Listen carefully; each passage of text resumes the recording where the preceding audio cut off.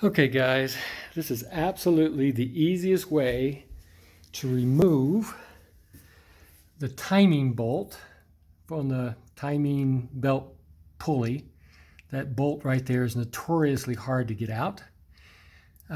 People using high impact tools and stuff, and I've tried several things to get it out, but here is the surefire way to do it. I got this winch, hand winch here from Harbor Freight Tools. This end of the winch is wrapped around the mount there for the tire, for the rear tire. This end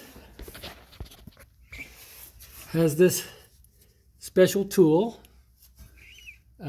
This special tool that you get for Honda that keeps the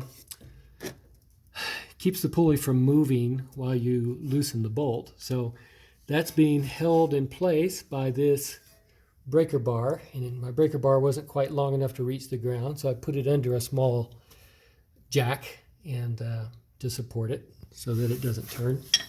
And then I just have this is also Harbor Freight, 1/2 inch extendable wrench, and I put a chain around here, and that is connected to my winch right there.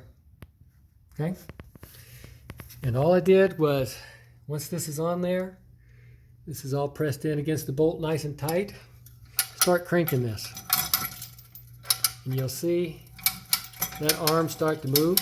Now I've already done this just a second ago. I didn't actually film it while I was doing it. I was surprised at how well this worked. It moved, it kind of broke free, moved a little bit. Then I loosened the chain, loosened the winch here, and moved this back and did it again. And from there, I was able to loosen it just fine, no problem. So finally, of all the YouTube videos I've seen nothing like this setup that I did. And I think this might help a lot of people out.